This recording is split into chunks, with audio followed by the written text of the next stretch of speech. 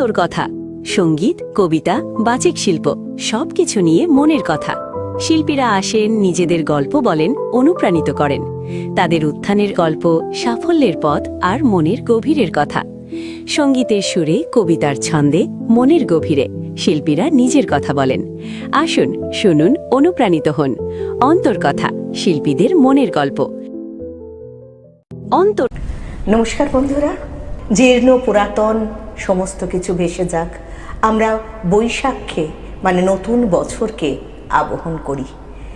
বছর একেবারে শেষের মুখে, কিন্তু আমরা অন্তর কথায় পেয়েছি এমন দুজন বন্ধুকে যারা বাচিক জগতে এই মুহূর্তে দাঁড়িয়ে তাদের নিজস্ব একটা জগৎ তৈরি করেছেন। না, তাদের কবিতা তো অবশ্যই শুনবো, কিন্তু শুনবো তাদের মনের কথা। তাদেরকে আপনারা সবসময় মঞ্চে কখনো উপস্থাপক হিসেবে, কখনো ভাষ্যপাঠ হিসেবে, কখনো কবিতার উচ্চারণে দেখেন, যাকে দূরদর্শন এবং আকাশবাণীর সঞ্চালক কিংবা রেডিও FM-এর জকি হিসেবে দেখেন। সেই মানুষটিকে আমরা অন্তর কথায় আমন্ত্রণ জানিয়েছি মনের কথা শুনবো বলে। নমস্কার, আমি নন্দিনী। অন্তর কথায় স্বাগত জানাই প্রথমেই তাপস চৌধুরীকে। তাপস, নমস্কার। নমস্কার। তাপসকে আমরা পেয়েছি কারণ এই মুহূর্তে নতুন বছর শুরুর আগে সে ভীষণ ব্যস্ত তার কর্মজগৎ নিয়ে। তার মধ্যে থেকে যে তাদের আমরা একটু পেয়েছি, সেই জন্য আমার কৃতজ্ঞতা তার প্রতি। আর তার পাশেই রয়েছে বন্ধু চন্দ্রিকা বন্দ্যোপাধ্যায়।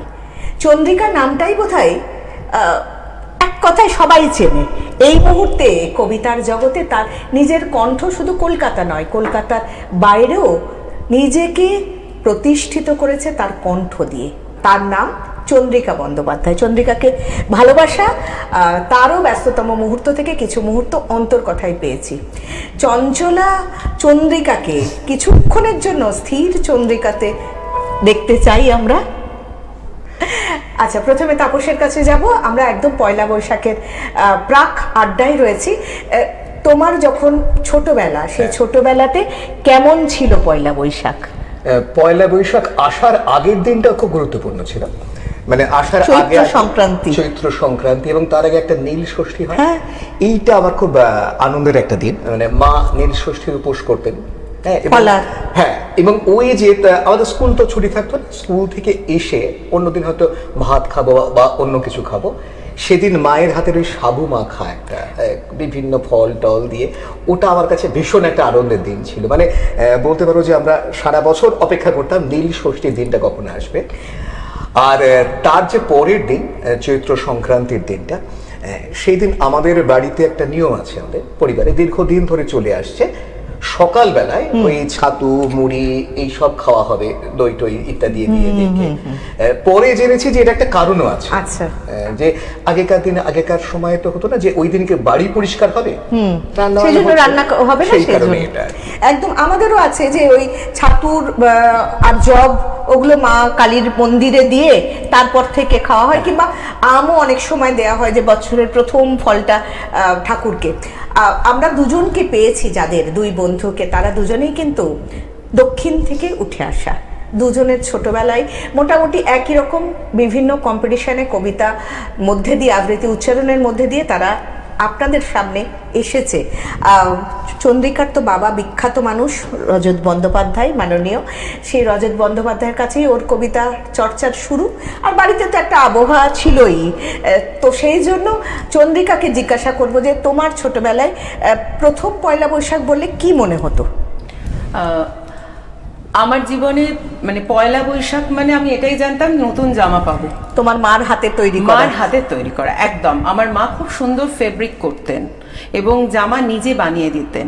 মানে আমার এত বছর পরেও মনে আছে একটা জামা হালকা গোলাপি রঙের এবং পুরোটা ফেব্রিক করা। মানে ওটা আমি প্রাণে ধরে কাউকে কখনো দিইনি। মানে কোথায় যে আছে এখন হয়তো পাবো না, কিন্তু মানে মায়ের হাতে তৈরি করা ওই জামা, ওটা আমার এখন মনে আছে।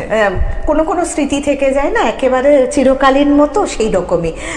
তুমি পড়াশোনা করেছো ভূগোল নিয়ে, ও ভূতত্ত্ব নিয়ে পড়াশোনা করেছে। এখানেও কিন্তু দুই বন্ধুর মিল, এবং বাস্তব জীবনে চন্দ্রিকা এবং তাপস দুজনে খুব ভালো বন্ধু। হ্যাঁ, এটা সত্যি কথা। তো সেই দুই বন্ধুকে আমরা আজকে এখানে পেয়েছি, যাবো তো কথাই, কিন্তু দুই বন্ধুর কাছে আগে একটু করে কবিতার উচ্চারণ শুনে নিই। আগে চন্দ্রিকার কাছে যাব আমরা। বৈশাখ মাস একদম।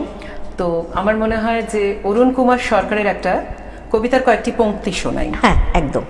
তোমাকে চাই, আমি তোমাকে চাই, তোমাকে ছাড়া নেই শান্তি নেই, রক্ত কিংসুকে জ্বালিয়ে দাও আমার বৈশাখী রাত্রে দিন। তোমাকে ছাড়া নেই শান্তি নেই, গোলাপ ফুল আমি ছুঁয়েছি ঢের, রক্ত কিংসুকে জ্বালিয়ে দাও আমার বৈশাখী রাত্রে দিন। কবি অরুণ কুমার সরকারের এই কবিতার কয়েকটি পংক্তি আমি শোনালাম। চমৎকার শুনলাম।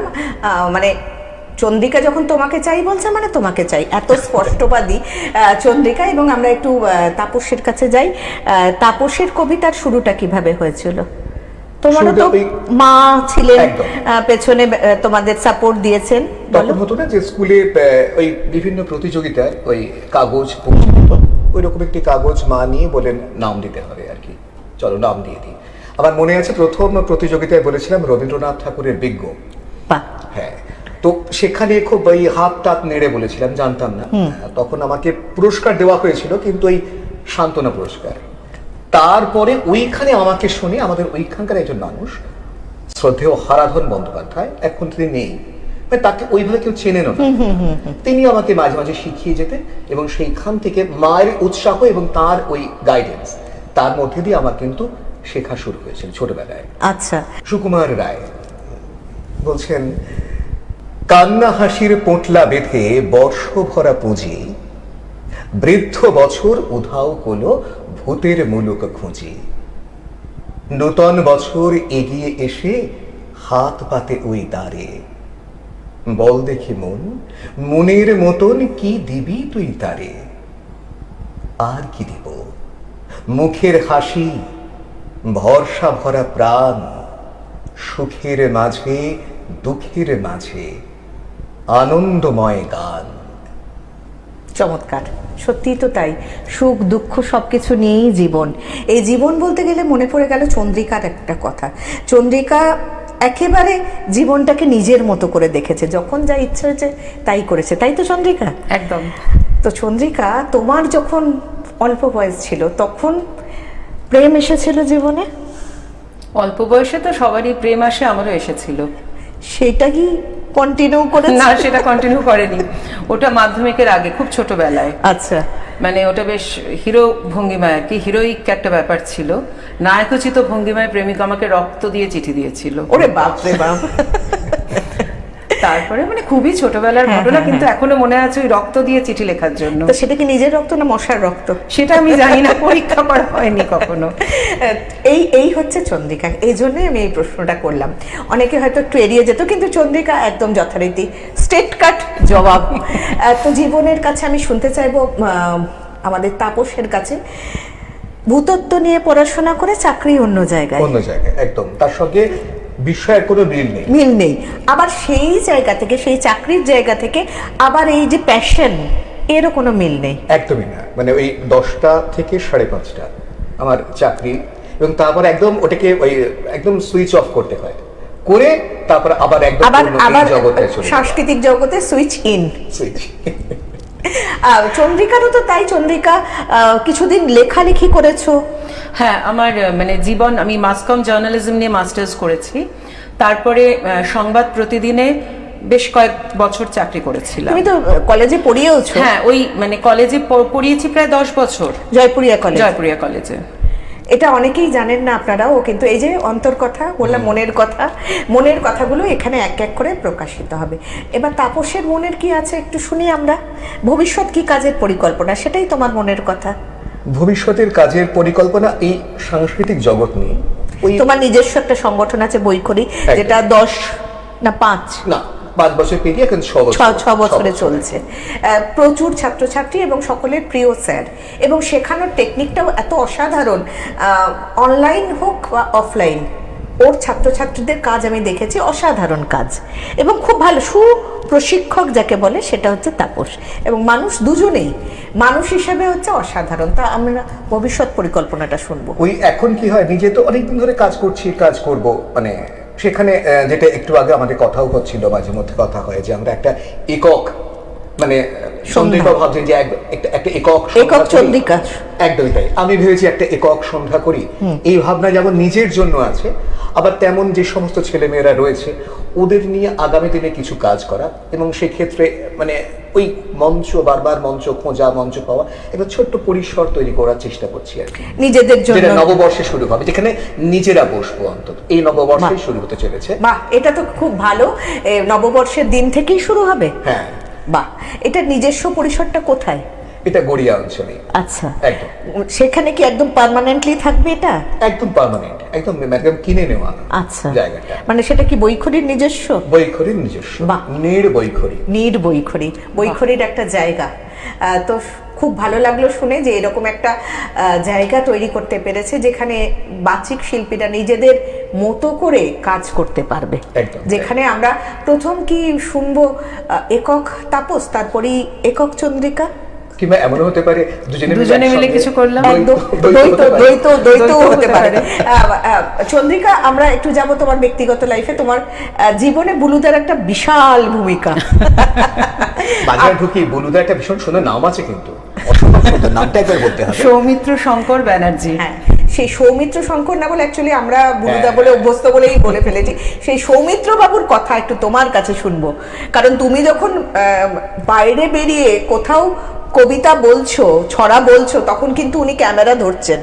হ্যাঁ, সেটা ধরে, এবং তার সাথে তোমার সাথে যোগদানও করছেন। না না, সেটা মানে খুবই ও মানে আমাকে সাহায্য করে, না হলে আমার পক্ষে হয়তো করা সম্ভব ছিল না এতটা। খুবই উৎসাহ দেয় এবং সব থেকে বড় সমালোচক আমার। আমি ভাবতাম বিয়ের আগে আমার বাবা সব থেকে বড় সমালোচক, কিন্তু বিয়ের পরে বুঝলাম না, আমার হাজবেন্ড তার থেকেও বড় সমালোচক। ও নিজে আবৃত্তি করে না ঠিকই, কিন্তু সামান্য কোথাও ভুল হলে ওটা একদম ওর কানে ধরা পড়ে এবং সেটা বাড়ি ফিরে আমাকে শুনতে হয় যে তুমি মঞ্চে ওই জায়গাটাতে ওরকম বলেছো, কেন বললে, এটা তো ভুল ছিল। না, এই যে ধরো কোঅর্ডিনেশন, আমার মনে হয় এটা আমাদের কাছে, যারা আমরা মেয়েরা কাজ করি, আমাদের কাছে কিন্তু এটা একটা বড় পাওয়া। যদি আমরা ফুল সাপোর্ট বাড়ি থেকে না পাই তাহলে কিন্তু কাজ করাটা খুব অসুবিধা। সেম ছেলেদের কাছেও তাই, যদি বউরা সেই অর্থে সাপোর্ট না করে তাহলে আমাদের কাজ চালিয়ে যেতে খুব অসুবিধা হয়। যাবো তাপসের কাছে, তাপসের এত মহিলা মানে কম বয়সী ছাত্রী, তাপসের বউ মিসেস কিভাবে সামলান সেই ব্যাপারটা? না, ওই জায়গাটা খুব নিশ্চিন্ত এত বছর ধরে। তখন তোমাদেরও কি নিজের পছন্দ করে বিয়ে? ওই মিলিয়ে মিশিয়ে আর কি বলা যেতে পারে। আচ্ছা, হ্যাঁ, পছন্দ না হলে তো হতোই না। না, সেটা না, পছন্দ না হলে তো অবভিয়াসলি হতো না। মানে নিজেরা পছন্দ করে কি, নাকি বাড়ির থেকে পছন্দ করার পর নিজেরা পছন্দ হয়েছে? না, এই নিজেরাই। আচ্ছা, এইবারে যেটা হয়েছে যে ওই এত বছর ধরে দেখছেন ছাত্রী মানে হওয়ার আগে, ছাত্রীরা আসার আগে তো কাজের জগতে, ধরো আকাশবাণীতে যখন কাজ করছি, FM এ কাজ করছি, সেখানে বন্ধুরা রয়েছেন, মহিলারা রয়েছেন, সুতরাং ওই দিক থেকে এত বছরের অভিজ্ঞতায় বুঝে গেছেন যে মোটামুটি ওই ব্যাপারে কোনো রকম চাপ নেই, সুতরাং নিশ্চিন্তে যে কাজটা করছে তাকে সে কাজটা করতে দাও। এরকম আমার এরকম বান্ধবী তাদের পুজোয় কোনো গিফট দেবো, সেটা বলে দিলে সে কিনে রেখে দেয়, আমি তা বিষয়ে দিতে পারি। মানে বান্ধবীরাও জানে যে বউ কিনে দিয়েছে, নাকি ছেলে জানে তাপসই কিনে দিয়েছে? কারণ বান্ধবীদের মনে হবে যে তাপস কিনে দিলে একটু বেশি ভালো লাগতো, এই আর কি। তো যে কথা হলো যে কাজ নিয়েই আমরা যাব, দুজনেই কিন্তু প্রফেশনালি কাজটাকে দেখে। এবং আমরা অনেকেই বলি যে আবৃত্তি করে টাকা পয়সা পাওয়া যায় না বা সঞ্চালনা করে পাওয়া যায় না, এই ক্ষোভ অনেকেরই, কোট আনকোট অনেকেরই আছে। সেক্ষেত্রে এই প্রশ্নটার উত্তরে দুজনের কাছেই যাব, যে তোমরা দুজন কি বলো যে এইটা যে লোকজন যারা বলছে পাওয়া যায় না বা যারা বলছে পাওয়া যায়, এই বিষয় নিয়ে আমি দুজনের কাছেই প্রশ্নটা রাখলাম। এই জায়গাটায় আমার যেটা মনে হয় যে এটা না কোথাও একটা দৃষ্টান্ত তৈরি করতে হবে আর কি, আস্তে আস্তে। কারণ বহু জায়গায় মানুষ, ধরো আমি যখন সঞ্চালনা করি, এটা তোমারও অভিজ্ঞতা আছে যে সঞ্চালনার ক্ষেত্রে মানুষজন তারা সেই সামানিকটা দেওয়ার কথা ভাবেন। হ্যাঁ, মানে সঞ্চালককে মানে কতটা গুরুত্ব দিলেন তাদের পোস্টারে বা তাদের অনুষ্ঠানে, সেটা থেকেও সামানিকটা দেওয়ার কথা ভাবেন। কিন্তু আবৃত্তির ক্ষেত্রে বহু ক্ষেত্রে ধরে নেওয়া যায় যে বন্ধুরা আসছে, আবৃত্তি। কিন্তু আমি যেমন আমার যে সংগঠন, আমরা যখন কোনো অনুষ্ঠান করি আমরা কিন্তু চেষ্টা করি, চেষ্টা করি না, প্রত্যেককে এই সামান্যটুকু যেটাই হোক এটা দিয়ে অন্তত শুরু করি, মানে সেই চ্যারিটি বিগিনস এট হোম, নিজের আগে শুরু করি, তারপর মানুষকে বলতে পারবো যে দেখো এইটা আমি তো দিচ্ছি, তোমাদেরও এরকম ভাবে করো। এই বিষয়ে চন্দ্রিকাকে তো অনেকেই ডেকে তুমি এসছো। হ্যাঁ, আমি অবশ্যই এখন কিন্তু সামানিক ছাড়া খুব একটা কোথাও যাই না। আমার বন্ধু মানুষ হলেও আমি তাদেরকে বলি যে দেখ, যাতায়াতের খরচটা অ্যাটলিস্ট প্রোভাইড করা উচিত তোদের। এটা আমি বন্ধুদেরকেও বলি, এখন বলি না যে সেটা কিন্তু নয়। তবে হ্যাঁ, একটা কথা, আমাদের এই সাংস্কৃতিক জগতে আমার মনে হয় তাপস আমার সঙ্গে সহমত হবে, একটা প্রবণতা এসেছে টাকা নেওয়ার বদলে টাকা দিয়ে মঞ্চ পাওয়া। হ্যাঁ, এটা একটা গুরুত্বপূর্ণ, এই প্রশ্নটাতে আমি যেতামই এরপরে, যে এত অনুষ্ঠান হচ্ছে এখন দেখা যাচ্ছে সরকারি কোনো হল পাওয়া যাচ্ছে না, বেসরকারি যে একটা দুটো হল রয়েছে সেগুলো প্রত্যেক দিন কোনো না কোনো অনুষ্ঠান থাকছে। অবশ্যই এটা একটা ভালো দিক যে লোকজন গসিপ না করে, না কিছু পরের সমালোচনা না করে একটা সাংস্কৃতিক জায়গায় এসে নিজেদেরকে মেলাচ্ছে। কিন্তু এখানে একটা জিনিস আছে যে বেশিরভাগ জন না শিখে, না তৈরি হয়ে চলে আসছে। আরেকটা অসুবিধা হচ্ছে, প্রতিদিন অনুষ্ঠান হওয়াতে এত দর্শক আসলে লোক পাওয়া যাচ্ছে। একদম একদম একদম কেউ শুনছেন না, সবাই মঞ্চে উঠতে চাইছেন। হ্যাঁ, এই দিকটা অ্যাজ আ প্রশিক্ষক তোমার কি মনে হয়, কি করলে এই প্রবণতাটা মানুষের কমবে? এটা না খুব কঠিন জায়গা এখন এই মুহূর্তে, আসলে আমাদেরকে নিজেদেরকে দেখাবার এত রকম জায়গা রয়েছে, ধরো মঞ্চ, বিভিন্ন রকম টেলিভিশন চ্যানেল, ফলে প্রত্যেকেই না ওটা দেখে একটা আকর্ষণ তৈরি হয়। মানে আমিও দেখেছি, ধরো আমার কাছে যারা শিখছে অনেকেই আছে, অনেক বাচ্চারা আছে, অনেক, তারা যতটা না উৎসাহী তাদের বাবা মায়েরা, মানে তাকে কটা মঞ্চে, মানে সে স্কুল থেকে ফেরার সঙ্গে সঙ্গে নিয়ে গিয়ে একটা মঞ্চে, অমুক মঞ্চে তমুক মঞ্চে, এবং তারপর সেটা সোশ্যাল মিডিয়ায় ছাড়া, তার মধ্যে দিয়ে তাদের গর্ব একটা যে আমার মেয়ে এতগুলো জায়গায় করছে, আমার ছেলে এতগুলো জায়গায় করছে। কিন্তু তার উপর যে চাপ পড়ছে বা তার হয়তো সঠিক প্রশিক্ষণটা হচ্ছে না, সেই সময়টা সে দিতে পারছে না, সেইটা খুব একটা গার্জেনদের কাছে ম্যাটার করছে একেবারেই নয়। হ্যাঁ, এর থেকে তো আমরা সকলেই চাইবো যে এই ব্যাপারটা থেকে বেরিয়ে এসে সুস্থভাবে একটা অনুশীলনের জায়গায় যাওয়া। চন্দ্রিকার কাছে যাব, বিভিন্ন কম্পিটিশনের জাজমেন্টে তুমি গিয়েছো, এবং এটা তাপসর কাছেও তাই, যে ছোটরা না অনেক কঠিন কঠিন কবিতা বলছে। না, তার থেকেও যেটা আরো ভয়ঙ্কর, ছোটরা বড়দের কবিতা তো বলছেই, যদি মানে কবিদের নাম দেওয়া না থাকে তাহলে সেই ক্ষেত্রে। এবং আরো যেটা ভয়ঙ্কর, তারা না যখন ঢুকছে তোমার নাম কি, নর্মাল গলা, যেই মোমেন্টে আবৃত্তিটা শুরু করলো একটা কৃত্রিম গলায় আবৃত্তি করা শুরু করলো, এবং তাদের যিনি প্রশিক্ষক বা শিক্ষিকা তারা হয়তো যেভাবে শিখিয়েছেন এক্স্যাক্টলি দাড়ি কমা সেমিকোলন সেভাবেই বলছে। তার কারণ বোঝা যাচ্ছে যখন পরপর 4-5 জনকে শুনে নিচ্ছে, আমরা বুঝতে পারছি যে একই টিচার, এদের প্রশিক্ষক এক। ফলে আমার মনে হয় প্রশিক্ষকের কাছ থেকে শিখে বাচ্চা হলেও তার নিজস্ব যে স্বতঃস্ফূর্ততা সেটাকে যেন বজায় রাখে সে, না হলে তো একটা মানে ছাপ পড়ে যেতে বাধ্য। মানে অনুসরণ নয়, অনুকরণ করছে। হ্যাঁ, অনুকরণ করছে, এইটা কিন্তু ঠিক নয়। মানে এটা শুধু বাচ্চাদের ক্ষেত্রে কেন, এটা বড়দের ক্ষেত্রেও আমরা চোখ বন্ধ করে শুনলে বলে দিতে পারবো যে ইনি এর কাছে শেখেন, উনি তার কাছে শেখেন। মানে স্বরক্ষেপণ, জ্যোতি, কমা এগুলো শোনার কিছুক্ষণ পর বোঝা যায় যে কে কার কাছে শেখেন। হ্যাঁ, তো এই যে জায়গাটা, এখান থেকে আমার আরো একটা প্রশ্ন উঠে আসলো। আমরা তাপস চৌধুরীর বহু শিশু শিল্পীকে দেখছি, তারা সুযোগ পাচ্ছে আকাশবাণীর শিশু বিভাগে। এবার এখানে তো তাপস চৌধুরীর কাছে 100টা বাচ্চা শিখছে, সেখানে 4টে কি 5টা বাচ্চা হয়তো পেলো, বাকিদের মা বাবার চাপটা কিরকম ভাবে সামলা? না, আমি তো দেখেছি মানে এটাকে একজন গার্জিয়ান, তার মা, তিনি প্রায় মানে আমি কি বলবো, আত্মহত্যার জায়গায় চলে যাচ্ছেন, এরকম মানে সেই শোকে ভেঙে পড়েছেন যে আমার মেয়ে কেন পেলো না। তিনি প্রায়, আমি বললাম দেখুন সেটা তো আমার পক্ষে বলা সম্ভব নয়, সবাইকে যারা ছিলেন সবাই একই প্রশিক্ষণ প্রাপ্ত হয়ে ওখানটাতে দাঁড়াচ্ছে। হ্যাঁ, এবার বোর্ডে যারা ছিলেন, এবার আমিও যে গুরুর কাছে শিখেছি, তিনি যাদের শিখেছেন সকলেই তো একই রকম বলতে না, পারেন না। হ্যাঁ, সেই। সেখানে তো একটা পার্থক্য থাকবেই আর কি। না, সেই জায়গাটা যে এখন এমন একটা জায়গায় দাঁড়িয়েছে, আমার ছেলে মেয়ে কিছু পারলো না মানে আমার জীবন শেষ হয়ে গেল, মানে মা বাবার যেটা নিজের না পাওয়া সেটা বোধহয় ছেলে মেয়েদের ওপর চাপিয়ে দেওয়ার চেষ্টা। এটা তো অবশ্যই, আমি নাম বলছি না, আমি এরকম অনেকজনকে জানি যারা গান শিখছে, মানে মেয়েদের ক্ষেত্রে বলছি, গান শিখছে, নাচ শিখছে, আবৃত্তি শিখছে, আঁকা শিখছে। এবার সে কোনটা সামলাবে তার উপরে এখন তো পিঠে একদম পড়ার বোঝা, ফলে মানে কিছু করার নেই এটা সেক্ষেত্রে।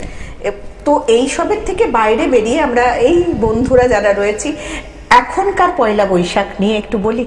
তো আগের ছোটবেলার পয়লা বৈশাখ শুনলাম আমরা তো চৌকিতে মায়ের শাড়ি টানিয়ে পাড়ায় পয়লা বৈশাখ করেছি।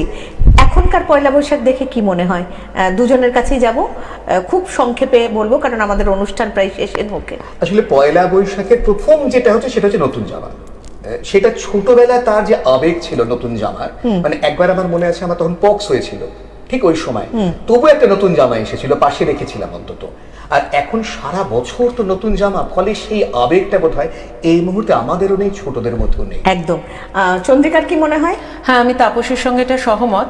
তবে যাই বলো, সে নিজে কিনি আর অন্য লোক দিক, পয়লা বৈশাখে নতুন জামা পরতে আমার এখনো ভালো লাগে।